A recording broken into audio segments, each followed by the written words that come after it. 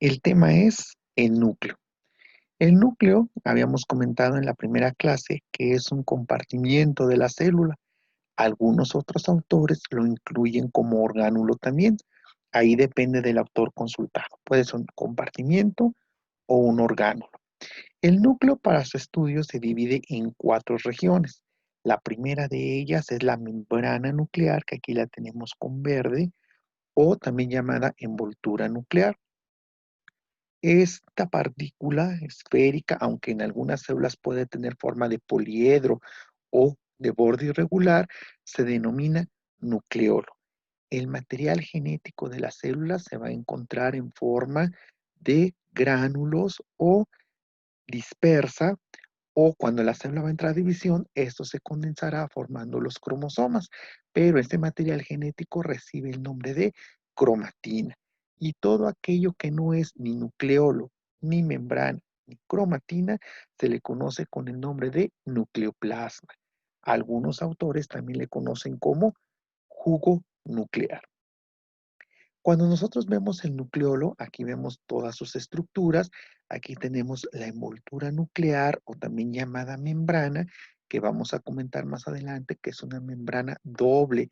Tiene una membrana externa y una membrana interna, las cuales son continuación con el retículo endoplásmico rugoso. Y el orificio que tiene aquí se le llamará poro nuclear. El poro nuclear, vamos a ver también más adelante, que va a ser una estructura compleja proteica que va a permitir el paso de sustancias tanto del núcleo hacia el citoplasma como del citoplasma al núcleo. Aquí en el centro tendríamos el jugo nuclear. Aquí tendríamos la cromatina, que está representada por el ADN con sus proteínas, y filamentos intermedios que se encuentran por debajo de la membrana nuclear interna, que se conoce con el nombre de láminas. En el En las células puedo tener diferentes formas de los núcleos. Lo más tradicional es que se nos presenten en forma redondeada u oval, dependiendo de la forma, pero no es la única. Por ejemplo, en las células sanguíneas llamados eosinófilos, tenemos un núcleo grande que ocupa casi el 50% del volumen celular y en forma de riñón. Vamos a tener nosotros también, por ejemplo, los neutrófilos, los cuales se va a encontrar a los núcleos en multisegmentados y en forma de chorizo. Pero también hay células que van a tener un núcleo, pero también, por ejemplo, en la célula muscular vamos a encontrar células multinucleadas, producto de fusión de varias células durante su histogénesis. Histogénesis es el proceso de producción y diferenciación de los diferentes tejidos. Aquí tenemos otra vez en un linfocito, por ejemplo, un núcleo que es casi completamente esférico, redondo, aunque no todo. Aquí tiene una pequeña forma irregular. Tenemos células alargadas con núcleos alargados también en forma de óvalo. Vamos a tener núcleos aplanados, por ejemplo, en el adipocito, núcleos lobulados, como el neutrófilo, que le dijimos que es forma de chorizo o arriñonado también, y núcleos bitrilobulados. Entonces, arriñonados en forma de un riñoncito, de una herradura, y núcleos lobulados, que tienen varios lóbulos, varias bolitas, por decirlo así. Aquí tenemos nosotros, ahora hablando de la lámina nuclear se va a encontrar como parte del nucleoplasma, y dijimos que son filamentos intermedios que le brindan cierto sostén a la membrana nuclear. Ahora vamos a hablar detalladamente de cada uno de los componentes del núcleo.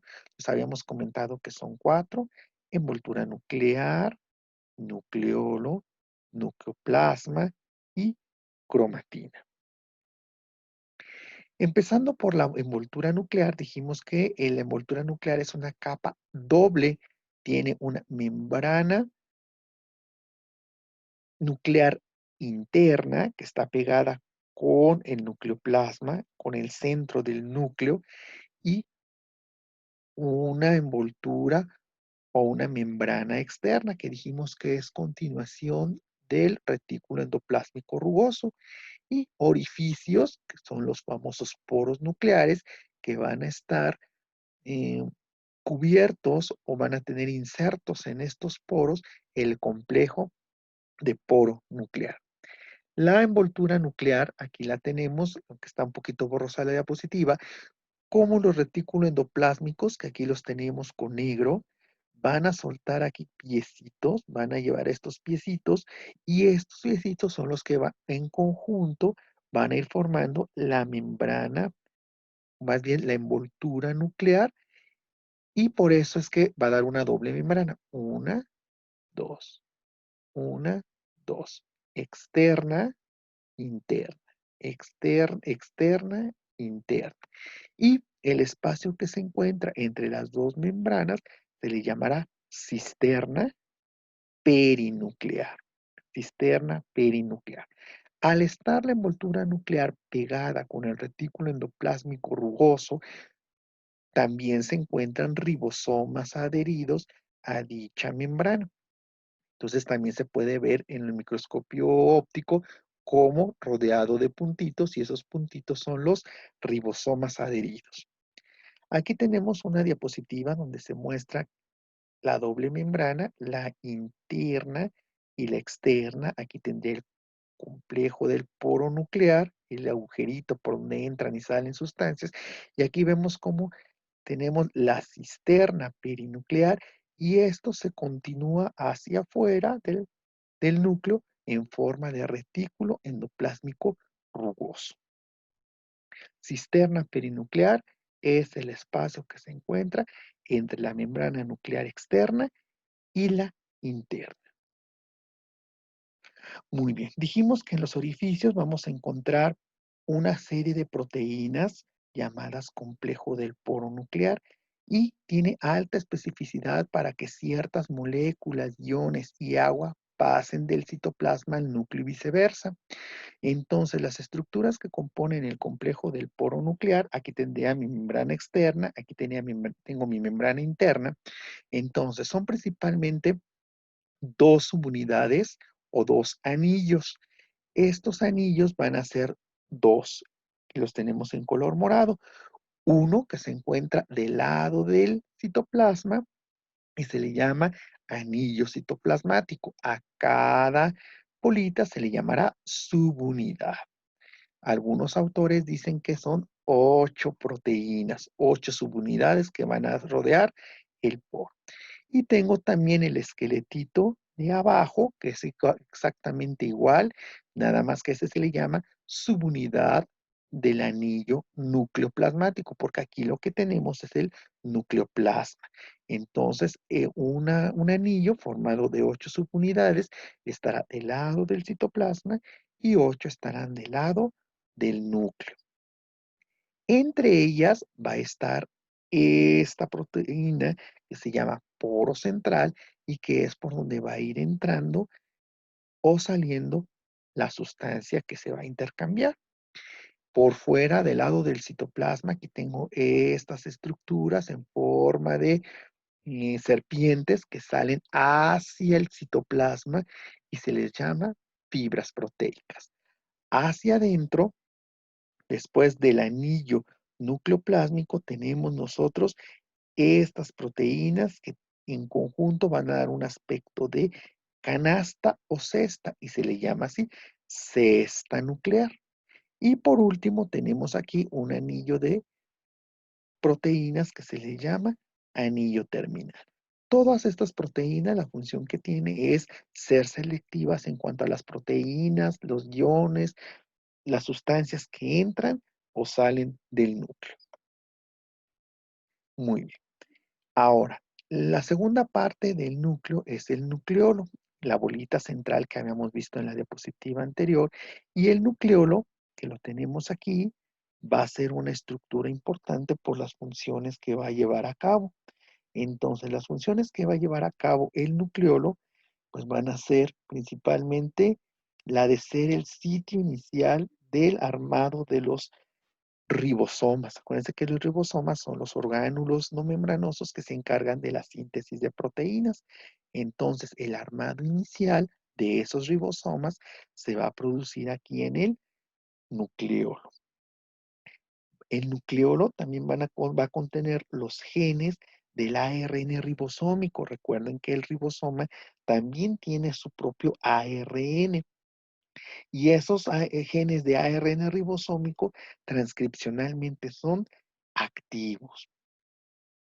También el nucleolo se va a encargar de la regulación del ciclo celular a través de una proteína, y esa proteína se llama nucleostemina. Y el nucleolo en las tinciones lo vamos a observar de color morado, es decir, se va a teñir con colorantes básicos por la gran cantidad de proteínas que tiene.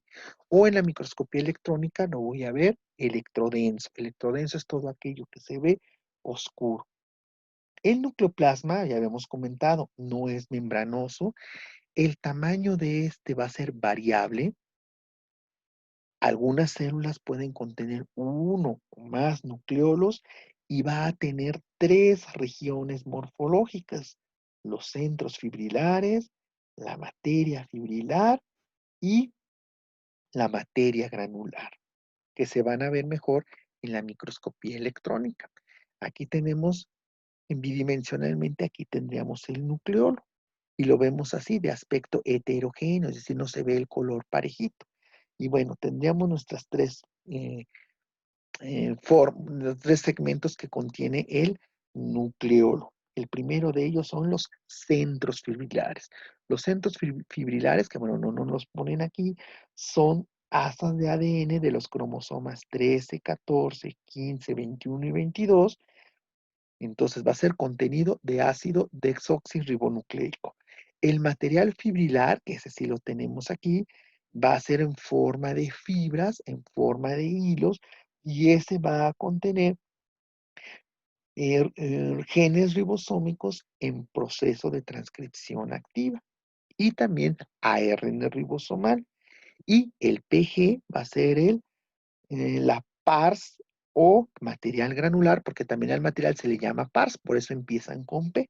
La PARS granulosa o granular, que va a ser el sitio de armado de los ribosomas, y va a contener también partículas prerribosómicas densamente conectadas. La red formada, es decir, el conjunto de la PARS o del material fibrilar y de la granular, va a recibir el nombre de nucleolonema. Nucleolonema. Entonces, el nucleolo va a ser importante porque va a ser el sitio principal de armado inicial de los ribosomas, va a contener ARN ribosómico, por lo tanto, y va a participar en la regulación del ciclo celular a través de la proteína nucleostemina. Nucleostemina. Muy bien. Ahora, el El material genético que contiene la célula va a denominarse cromatina. Y dijimos que cromatina no es otra cosa más que el ADN de la célula, el ácido desoxirribonucleico, combinado con diferentes proteínas estructurales. La principal va a ser la histona. Entonces, la cromatina la vamos a tener en dos formas: la eucromatina y heterocromatina. Hago un paréntesis para mostrar aquí el nucleolo, donde se ve la pars granulosa o el material granuloso, cómo se ve en forma de gránulos, en forma de granitos, como si fuera de un café. Y la pars fibrosa se va a encontrar en forma de hilos. Esta sería pars fibrosa, pars fibrosa. También aquí se ve en amarillo la lámina nuclear que sostiene la membrana nuclear interna, y esta lámina nuclear que está en amarillo está compuesta de filamentos intermedios. En clases anteriores hemos visto estos filamentos intermedios que miden entre 8 y 10 nanómetros y habíamos hablado sobre sus características. Bueno, entonces el núcleo, cuando lo tenemos en esta forma, aquí lo vemos un puntilleo de color gris en esta diapositiva y un puntilleo de color casi blanco muy fino. Entonces, esto que se pinta de color gris, que en la tinción de ocinematoxilina lo veríamos morado, se llamará heterocromatina.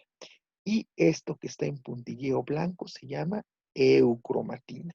La diferencia entre la heterocromatina y la eucromatina es que la eucromatina está más desdoblada, por lo tanto se puede leer y corresponde al material genético, es activo.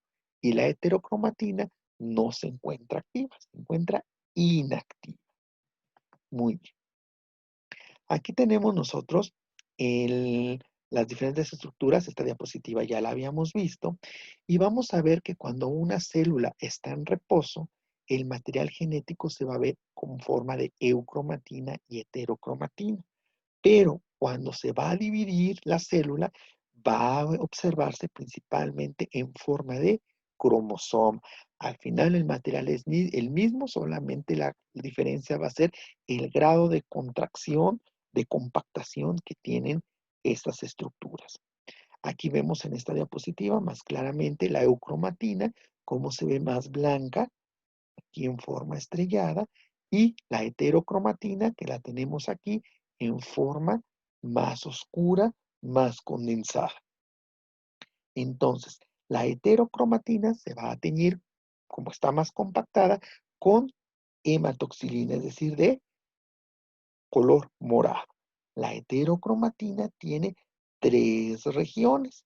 La marginal, que sería esta, que se encuentra cerca de la periferia del núcleo. Vamos a tener nosotros también los cariosomas. Los cariosomas van a ser cuerpos de forma y tamaño irregular localizados en todo el núcleo. Por ejemplo, este es un nucleosoma, este es otro nucleosoma en forma como de pelotitas o canicas. Y por último tenemos la cromatina adosada con el nucleolo, es decir, la que está pegada al nucleolo, que sería esta de aquí, y constituye la tercera porción de la heterocromatina. Repetimos, heterocromatina marginal, cariosomas, las bolas, y la cromatina asociada o pegada al nucleolo. Bueno, de los tipos de heterocromatina tenemos dos, la constitutiva y la facultativa. La constitutiva es idéntica en todas las células, tiene secuencias muy repetidas y genéticamente inactivas del ADN y se va a encontrar en grandes cantidades en los cromosomas, específicamente en la porción de los telómeros y centrómeros. Y la facultativa va a ser diferente dependiendo del tipo celular, no va a participar en el proceso de transcripción y van a contener genes que no se expresan, pero que en algún momento lo pueden hacer. Y la eucromatina, dijimos que es la parte dispersa en color blanco grisáceo, y esa vez es la cromatina que está en cierta parte desdoblada y que puede leerse, es decir, es una cromatina activa.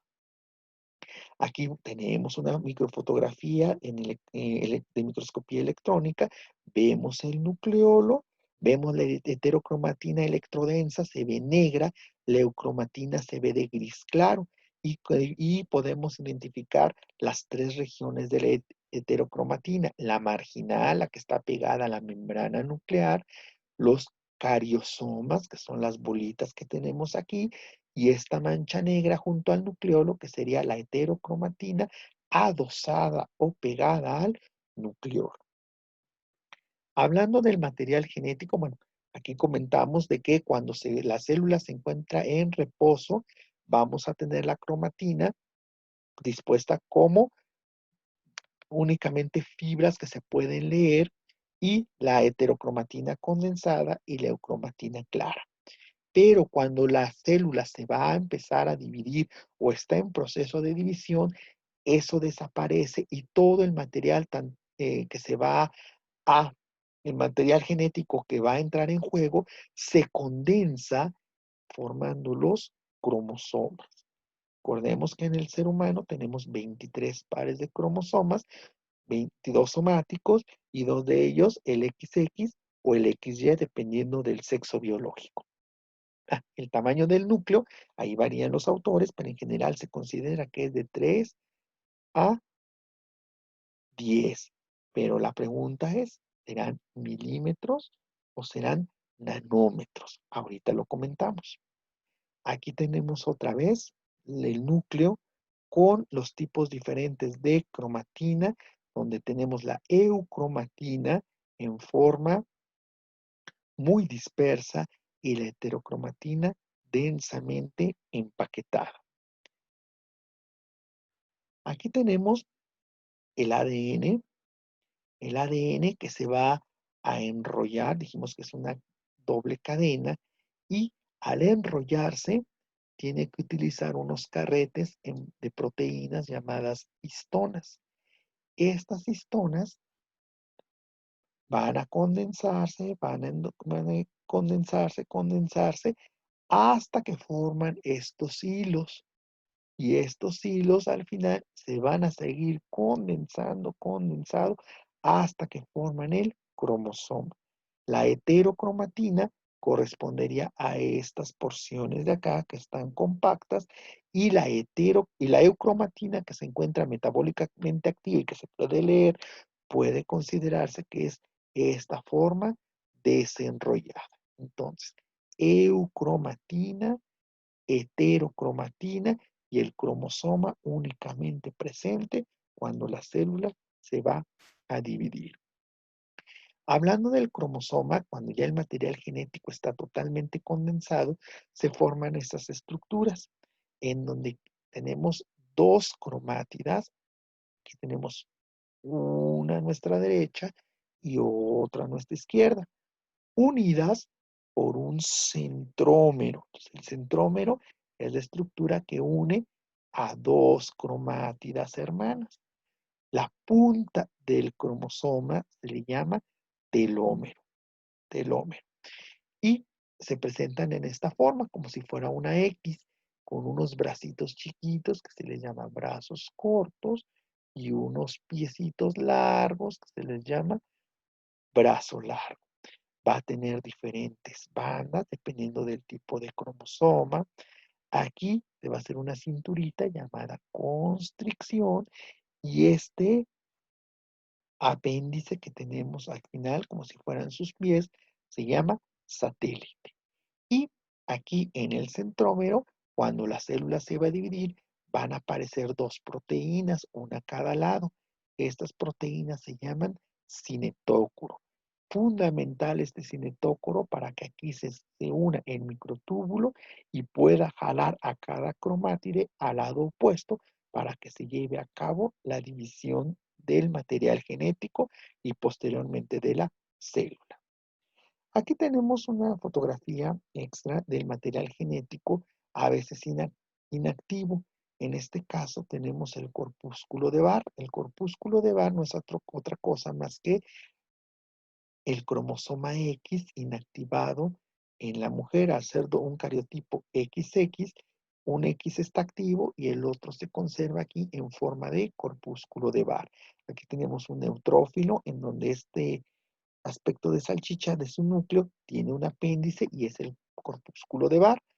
Y aquí en una célula de la mucosa de la boca, donde también tenemos este corpúsculo adosado al núcleo y representa ese material genético inactivo. Aquí ya tenemos a los cromosomas clasificados, los vamos a clasificar por pares y los pares se van a ir acomodando de acuerdo al tamaño, donde aquí el 1 pues, va a ser el más grande, el 22 el más pequeño, y también van a unirse por los diferentes tipos de fluorescencia que tienen. Aquí tenemos un cariotipo 22, más un XY o un XX. Entonces, esto se llama cariotipo. Muy bien.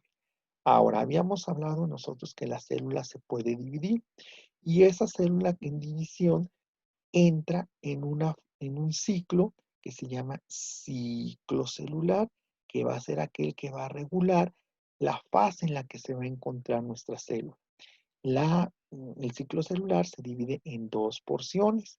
Uno, la interfase, que es la preparación que tiene una célula para dividirse, y la fase de división activa, que en este caso está representado por la mitosis. La interfase se divide en tres porciones. El G1 o gap o tiempo 1, S de síntesis, y G2, el gap 2, que es la preparación para la división celular. Entonces, una célula está en reposo y entra en una fase de G1 en donde se prepara la célula para dividirse, acumula mayor cantidad de nutrientes, de proteínas, arma sus orgánulos, los organiza de tal manera que estén preparados para la división, y a esa fase se llama G1 y es la más larga. Aquí nos ponen un ejemplo de tiempo, sin embargo, dependiendo del tipo de célula, será el tiempo que dure esta etapa G1. Cabe mencionar que el ciclo celular también tiene diferentes puntos de control para poder establecer si hay daño o no en el material que tiene la célula, porque si tiene daño la célula será incapaz de dividirse. Entonces, en el G1, que es la etapa de preparación, tenemos el primer punto de control en donde examina su ADN, y si tiene algún daño, no va a avanzar a la siguiente etapa. Muy bien, ya que pasó de la etapa G1, va a pasar ahora a la etapa S. La etapa S o fase S se llama S porque representa la síntesis del ADN, del material nucleico para que se pueda dividir. Y esta fase S, generalmente la duplicación de los cromosomas es la que se lleva a cabo. Entonces, el paso del G1 al S1 tiene un punto de control de restricción, es decir, que regula las células que van a pasar hasta esa fase. No todas las células lo harán. Y en esta fase S también hay punto de control para ver la calidad del ADN. Si está defectuosa, no pasará a las siguientes etapas.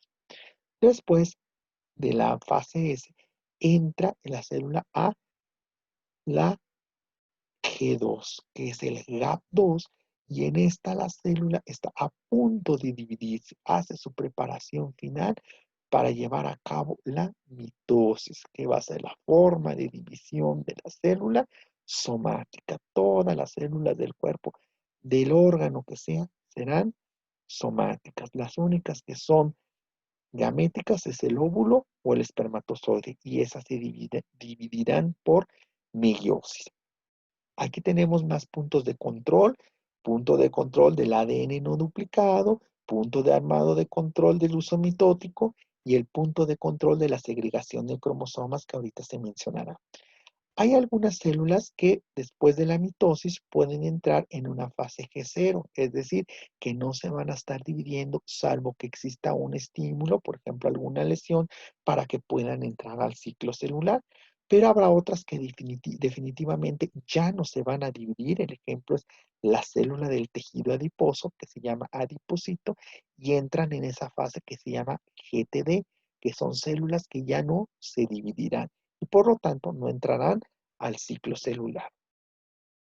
Muy bien. Entonces, las dos formas de división del material genético en la célula son la mitosis y la meiosis. Son procesos parecidos. La única diferencia es que la mitosis la utilizan las células somáticas. Y él es el proceso para obtener dos células idénticas a la célula que las originó. Y se compone de 4 etapas: la profase, la metafase, la anafase y la telofase. La mitosis incluye la división del núcleo, que se llama cariocinesis, y la división del citoplasma, que se llamará citocinesis. La profase consiste en que los cromosomas se condensan y se hacen visibles, es decir, se van a ir enrollando, enrollando, enrollando, hasta que se hace visible las X de los cromosomas. Posteriormente pasará a la metafase. Aquí ya tenemos nosotros dos centros organizadores de microtúbulos con sus centriolos listos para irse uno a un polo de la célula y otro a otro polo de la célula. Entonces, este centro organizador de microtúbulos con sus centriolos dará origen a estos hilitos que no son otra cosa más que microtúbulos. Y a esto se le llama uso mitótico, a esta estructura que forman los microtúbulos. Los cromosomas en esta fase se alinearán con el ecuador, con la línea central de la estructura nuclear. Y estos cromosomas alineados tienen aquí su cinetócoro y este cinetócoro va a ser el sitio donde estos microtúbulos se van a unir. Por lo tanto, de aquí es donde se van a traccionar y ser jalados uno hacia un polo y otro hacia otro polo. De tal manera que esa separación se llevará a cabo en la anafase. En la anafase va a hacerse la división del material genético. Unos se irán a un polo para formar una célula y los otros se fueran al otro polo. Y finalmente, en la telofase, hay que recordar que también la envoltura nuclear aquí en la profase va a desaparecer. Los nucleolos también desaparecerán y en la telofase reaparecerán. Aquí ya se está formando en morado la nueva envoltura nuclear, pero ahora para cada célula que se va a originar y al final de la telofase se va a dividir el citoplasma. Aquí va a haber filamentos de actina que se van a contraer para producir la cariocinesis.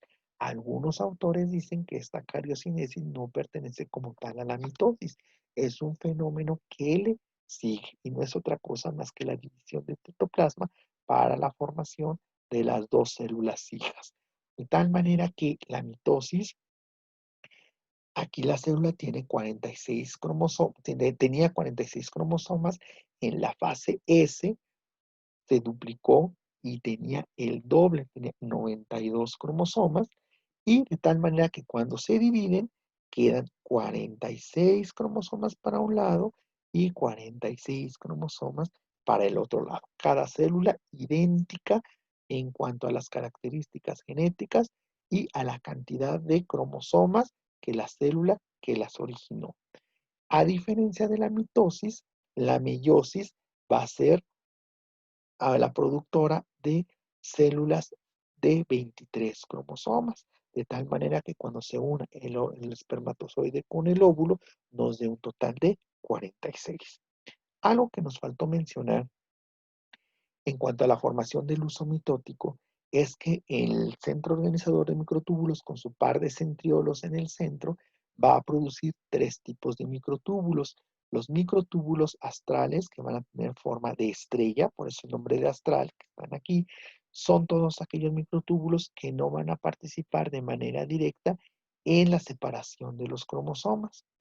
Tenemos nosotros los microtúbulos polares, que son estos que se van a los extremos donde están los cromosomas, pero no se pegan a los cromosomas.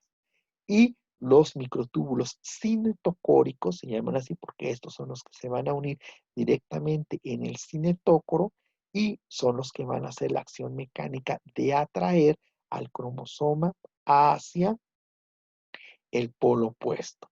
Recordemos que aquí van a tener intervención las proteínas asociadas a los microtúbulos que se han mencionado en clases anteriores. La meiosis, habíamos comentado que es muy similar a la mitosis, solamente que esta tiene que haber dos divisiones sucesivas para poder producir únicamente 23 pares de cromosomas. Y bueno, se divide en lo mismo: profase, metafase, anafase y telofase. Solamente que en la profase hay sucesos especiales que no ocurren en la mitosis. Los procesos especiales son los siguientes y para tal efecto se divide la profase en cinco etapas: leptoteno, cigoteno, paquiteno, diproteno y diacinesis. En el leptoteno, aquí lo que pasa es que se van a asociar los cromosomas homólogos y estos cromosomas van a estar unidos a la lámina fibrosa nuclear a través de placas de unión. Y estas placas de unión, aquí está la envoltura nuclear, como vemos que está pegado a la envoltura nuclear. Posteriormente, en el cigoteno va a empezar a haber sinapsis, es decir, unión de un cromosoma con otro, pero que sean homólogos, que sean casi iguales. ¿Sí? Y estas sinapsis van a permitir que en la siguiente fase, que se llama paquiteno, intercambien porciones. Por ejemplo, aquí del rojo le pasa un pedacito al azul y del azul le pasa al rojo. Esto hace que se combinen los diferentes materiales genéticos dentro de la misma célula. Por lo tanto, células hijas van a tener una estructura genética diferente a la célula que las originó. Por último, tenemos dos fases, diploteno y diacinesis. El diploteno, aquí ya se unieron, ya se intercambiaron, pero todavía aparecen ciertos puntos en los cuales están unidos los cromosomas. Por lo tanto, esas pequeñas uniones se llamarán quiasmas. ¿No? Y ya se ven ahora cuatro cromátides porque son tétradas. Y estas tétradas van a separarse en fases posteriores y en la diacinesis únicamente lo que va a aparecer a desaparecer va a ser la envoltura nuclear y el nucleolo. Aparecen envoltura nuclear y nucleolo. Las demás fases son similares a la mitosis. En la metafase se producirá la formación de la placa ecuatorial y esta placa ecuatorial posteriormente, en la anafase, formará diferentes uniones con el centro de los cromosomas, jalando la mitad para un lado, jalando la otra mitad para el otro lado. Y en la telofase se empieza a separar y ya para formar dos células hijas. Y posteriormente va a entrar sin replicar el material genético, es decir, eran 92 cromosomas, ahorita van 46. Pero esos 46 ya no se van a duplicar, sino que esos 46 ahora se van a repartir en otras dos células hijas. Y aquí pasa por las mismas fases de la mitosis, profase, metafase, anafase, telofase. Son muy parecidas, pero de tal manera que al final el resultado que voy a obtener van a ser 4 células hijas con 23 cromosomas cada una. Recordemos que a una célula que tiene los 46 cromosomas se le llamará diploide. Y una célula que contenga los 23 cromosomas se le llamará haploide. Como resumen, la mitosis es un proceso de división de las células somáticas, produciendo células del mismo contenido que la célula madre y el mismo número de cromosomas, es decir, diploides. Y en la meiosis es la forma de reproducción de las células gaméticas, de las células sexuales, del espermatozoide y del óvulo, y estas células van a producir 4 células hijas, cada una con 23 cromosomas. Por lo tanto, se le conocerá como célula haploide. Pues esas son las diferencias entre la meiosis y la mitosis. Aquí ya tenemos un resumen de exactamente lo mismo. Igual, tenemos el resumen de lo mismo. Y al final, pues, va a producir espermatozoides y va a producir óvulos. La diferencia entre la espermatogénesis, que es la producción del espermatozoide, es que produce 4 células funcionales, 4 espermatozoides. En el caso de los óvulos, solamente uno sobrevive. Y este será conocido como ovocito, que va a dar origen al óvulo. Los otros tres, aunque sí recibieron material genético, no recibieron suficiente cantidad de citoplasma, se van a degenerar y se conocen como cuerpos polares. Y a eso se le llama ovogénesis. La ovogénesis da origen a un ovocito y tres cuerpos polares, y la espermatogénesis dará origen a cuatro espermatozoides. Muy bien. Con base en esa reproducción celular, tenemos nosotros la famosa renovación celular, es decir, qué tan rápido se cambian células viejas por células nuevas. Y de acuerdo a eso tenemos nosotros tres poblaciones celulares: las estáticas, las estables y las renovables. La población estática son aquellas células que prácticamente ya no se dividen, por ejemplo, las neuronas y algunas células musculares, aunque ahí en el libro les comenta que algunas veces sí se llegan a dividir bajo ciertas circunstancias las células del músculo cardíaco, es decir, son células posmitóticas. La población estable va a ser aquella que solamente de vez en cuando va a tener una división episódica y lenta, cuya finalidad va a ser conservar la estructura de los diferentes órganos y tejidos. Por ejemplo, las células del pericondrio que van a recubrir, que vas a recubrir el cartílago, las células del periósteo que van a recubrir el hueso, el endotelio, los fibroblastos del tejido conjuntivo. Y las células, la población celular renovable van a ser aquellas que se van a estar dividiendo de manera regular, van a producir mitosis de manera constante. Y a su vez, de acuerdo a su velocidad, las renovables pueden ser de velocidad de renovación lenta, como el caso del músculo liso de los órganos huecos, los fibroblastos del útero o el epitelio del cristalino. Y la rápida, por ejemplo, son células que están regenerando continuamente. Ahí tenemos las células de la sangre y las células de la piel. ¿Mm? Bueno, entonces esas son las poblaciones celulares. Y por último, la muerte celular, que va a ser cuando ya la célula deja de ejercer sus funciones, tiene dos formas básicas: la necrosis y la apoptosis. La necrosis va a ser una muerte celular accidental, la apoptosis va a ser una muerte celular, antes se le conocía como programada, aunque vamos a ver que hay otras formas de muerte celular programada.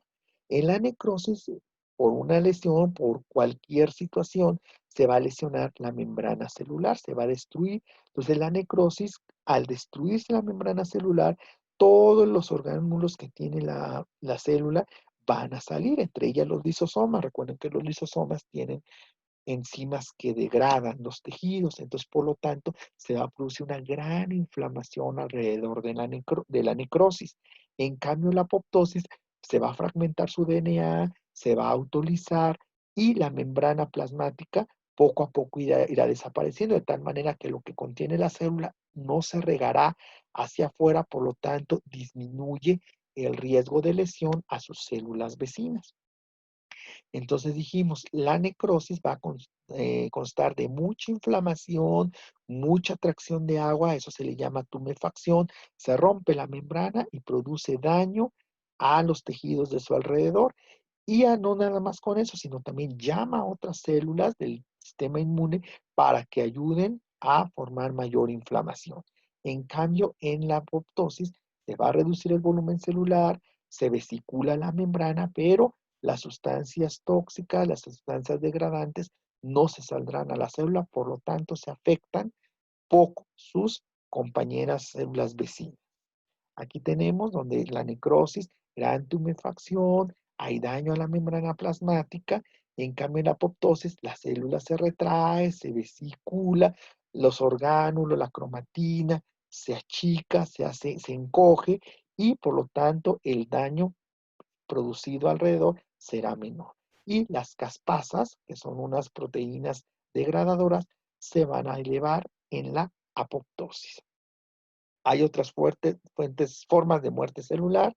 Ya habíamos comentado la autofagia en el caso de los lisosomas y que van a ser aquellos propiedad que va a tener algunas células de degradar sus propios componentes. Cuando se rompe algún punto de los puntos de control en el ciclo celular, entonces la célula puede morir. Y a eso se le llama catástrofe mitótica, es decir, que la mitosis no se pudo llevar a cabo de manera exitosa. La paraptosis va a ser aquella que se va a caracterizar por tener grandes vacuolas, grandes espacios dentro de su citoplasma y la mitocondria se hincha y esta va a estar inducida por MAC, que son proteínas sinasa activada por mitógenos. Otras formas de muerte celular va a ser la piropoptosis, que va a estar inducida por la infección por microorganismos con gran inflamación, igual que la apoptosis va a depender de caspasas, pero específicamente la tipo 1. Necroptisis va a ser aquella que va a estar iniciada por el factor de necrosis tumoral y mecanismos de señalización de una proteína especial llamada FAS. La entosis va a ser cuando una célula se come a otra que anda por ahí libre, que está despegada, se la come, entra viva a la célula y poco a poco la va a degradar. Y es diferente del canibalismo celular, que esta principalmente la van a presentar las células tumorales, cuando las propias defensas del cuerpo van y atacan a la célula tumoral en vez de morirse con el ataque de las células inmunes, se las come y las desaparece. Entonces, a eso se le llama canibalismo celular.